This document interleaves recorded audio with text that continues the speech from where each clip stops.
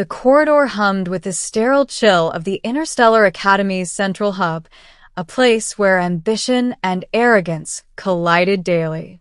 Cadet Aria Voss walked briskly, the weight of her backpack and the whispered laughter of her peers pressing down in equal measure. She had heard it all before. The cadet who can't hit a target, the human with no aptitude for war. Why is she even here? But Aria had a secret, a spark of determination no mockery could extinguish. The Academy was unlike anything humans had built before. A floating fortress in orbit around the neutral planet of Corinth, it held the finest cadets from 100 civilizations across the galaxy.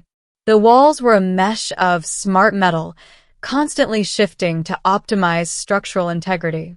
Holographic instructors floated in midair, projecting complex tactical simulations that required split-second decision-making. And here, humans, once considered an unremarkable species, were often seen as fragile anomalies in a sea of genetically perfected soldiers. Aria's eyes, sharp and unyielding, scanned the bustling hub. She adjusted the strap of her pack and passed the sleek, chrome-plated classrooms where alien cadets flexed muscles she would never have, or processed battle algorithms in ways she could barely comprehend. She focused on one thing, the weapons lab. There, her future, or her redemption awaited. The lab doors hissed open as she entered. The scent of ozone and lubricants filled her nostrils. The other cadets were already there, some tinkering with plasma rifles, others calibrating grav cannons.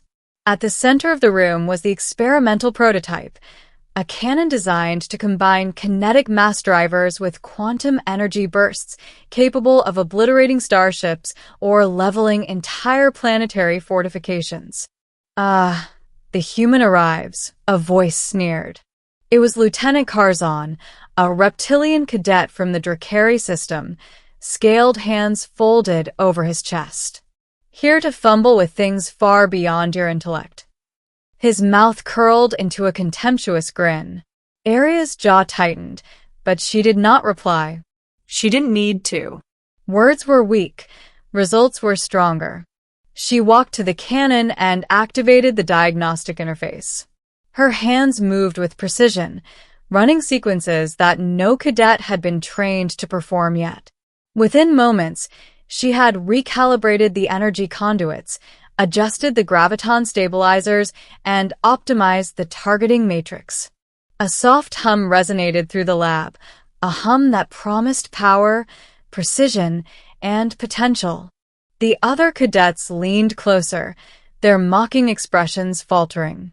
Even Karzan's tail twitched with unease. "What did you do?" he demanded, stepping closer. "Fixed it," Aria said simply, her voice calm but firm. The cannon wasn't broken. It was underutilized. For the first time, the lab was silent except for the soft hum of the quantum field stabilizers. The instructors observed, intrigued. This human had done something no cadet before her had managed. She had increased the cannon's efficiency by 23% without violating safety protocols. That was unprecedented. Yet, recognition was slow to arrive. The galaxy was in turmoil. Across countless star systems, the SRYNN Dominion, a race of fanatical conquerors, had begun an aggressive campaign. They had underestimated humans for decades, dismissing them as fragile, underdeveloped, and unworthy of notice. That mistake, they would soon discover, would cost them dearly. 2 weeks later, Aria stood on the bridge of the human-commissioned frigate Intrepid Dawn, her hands steady on the console. The cannon she had perfected now dominated the forward deck, a sleek beast of energy and mass ready to redefine warfare. The SRYNN fleet had emerged from hyperspace near the outer rim of the Volterra system, 1,000 vessels bristling with weaponry. They expected an easy victory. They did not expect a human cadet to command the most devastating weapon in their armada. "Cadet Voss," Commander Howrick said, his voice echoing in the bridge. He was a veteran of wars humans had fought against rogue AI uprisings, asteroid miners, and border skirmishes with pirates, but even he looked uneasy. "Are you certain the cannon can perform at this scale? It's never been tested in live combat."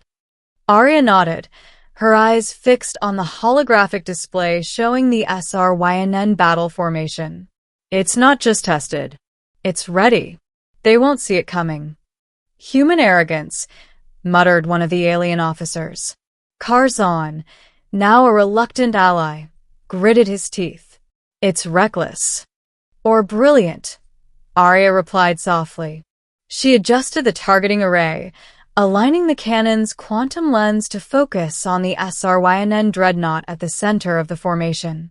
"This is our chance. We either redefine the rules of engagement or we die trying."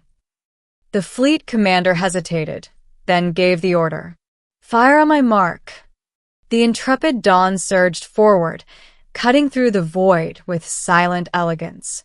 Arya's hands danced across the interface, calculating trajectories, factoring in gravitational distortions, energy fluctuations, and temporal variances. The cannon roared, sending a beam of condensed quantum mass streaking through space. The first dreadnought disintegrated before the SRYNN fleet could react, vaporized into particles that glimmered like a shattered star. Shock rippled through the enemy ranks. Ships scattered, commanders barked orders in panic, and the arrogance that had defined the SRYNN dominion dissolved into chaos. Human ingenuity, underestimated for centuries, had turned the tide in an instant. The battle continued for hours. The cannon, guided by Arya's instincts and calculations, became the axis of the human fleet's offense. Each shot was precise, devastating, and strategic. The SRYNN, though technologically superior, lacked adaptability. They had never fought an opponent who could anticipate their maneuvers in real time while simultaneously wielding a weapon that could obliterate entire squadrons with a single discharge. By nightfall, the Volterra system was a smoldering testament to human resilience. The SRYNN ships that remained retreated, their pride shattered. Commander Halrick approached Arya on the bridge, his usual stoicism replaced with something resembling awe. "You did this," he said quietly. "You changed the course of this war." Arya shook her head, exhausted but resolute. "We did this. Humans don't fight alone anymore. They adapt, they innovate, and they survive." Her words resonated across the fleet, not just with humans, but with every alien cadet who had once doubted her. Curzon's eyes, filled with grudging respect, met hers. "I misjudged you," he admitted, the words foreign on his tongue. "The human mind, it is formidable." In the aftermath, the human victory at Volterra became a symbol, a rallying cry for every world oppressed by the SRYNN dominion. Arya returned to the Interstellar Academy, no longer a cadet who stumbled under ridicule, but a hero who had rewritten the very rules of interstellar combat. Statues were erected in her honor, stories were told across spacefaring civilizations, and her cannon became the blueprint for future defense fleets. Yet Arya did not seek fame. She sought understanding. The galaxy was vast, filled with conflicts, and innovation was the most potent weapon. As she walked through the academy halls, now greeted with nods instead of sneers, she thought not of accolades, but of what lay ahead. In the classrooms, cadets from every species watched her demonstration of the cannon. Arya spoke, her voice steady, carrying the weight of experience and hope. Weapons alone do not win wars. Strategy, courage, and the will to change the impossible, that is what reshapes the galaxy. Let this cannon be a symbol, not of destruction, but of what we can achieve when we refuse to be underestimated. The cadets listened, and a new spirit took root. Humans were no longer the underdogs. They were architects of possibility. And as Arya gazed out at the stars beyond the academy, She knew this was only the beginning. The war had changed, and so had the galaxy. The SRYNN Dominion would return, of course, they always did. But so would humanity, armed with ingenuity, determination, and a cadet who had once been mocked, now capable of redefining the entire course of interstellar conflict. Months later, on the barren moon of Kryn Prime, Arya tested the cannon once more, alone this time, far from the eyes of the Academy or the fleet. The vacuum around her seemed to hold its breath as she initiated the firing sequence. The cannon discharged, sending a streak of energy that carved a temporary path across the void. She smiled. This was more than a weapon. It was proof. Proof that the smallest spark could ignite a revolution. Proof that one underestimated human could turn the tide of war. And in the silence that followed the shot, she whispered a vow to the stars. Humanity would never again be mocked, nor overlooked, nor contained. Somewhere, across the void, the SRYNN fleet trembled at the thought of the human cadet and her cannon. And that trembling would grow into fear. The galaxy had learned a lesson. Mocking humans came at a cost too high to calculate.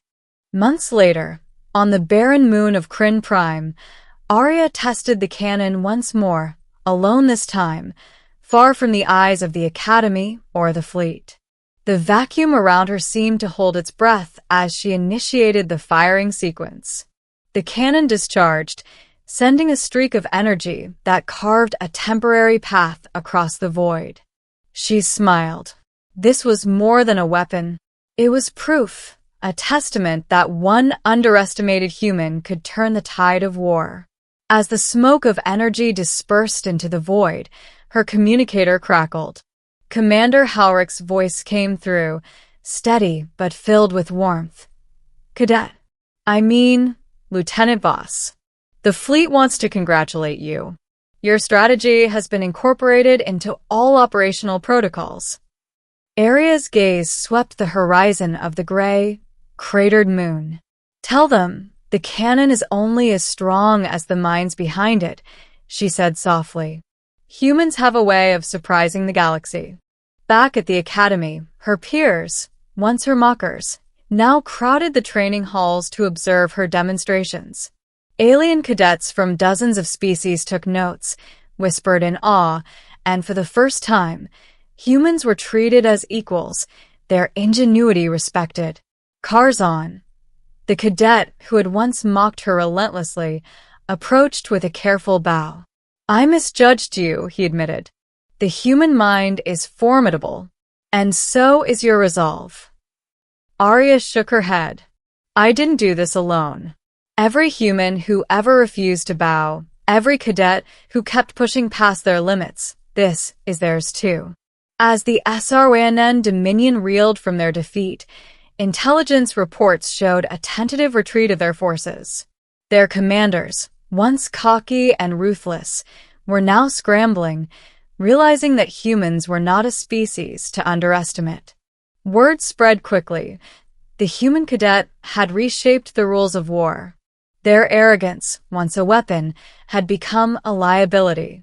Weeks later, in the aftermath of the battle, Arya stood on the observation deck of the Academy, looking out at the stars. The galaxy was still vast, still dangerous, but it had shifted. Humanity had earned a place at the table.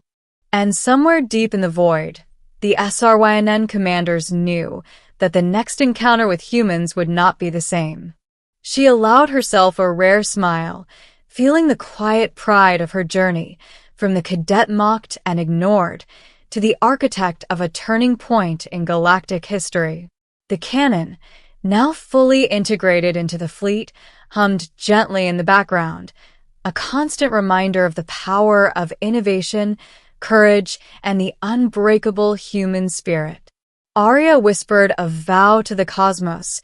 Humanity would never again be underestimated. They would continue to fight, adapt, and protect their place in the stars. And somewhere, across the void, The SRYNN Dominion trembled at the thought of the human cadet who had once been laughed at and now held the power to change the galaxy. The galaxy had learned a lesson that would echo through time. Mocking humans came at a cost far too high to calculate. For Arya Voss, the mockery was no longer a burden. It had been the fuel that forged a legend.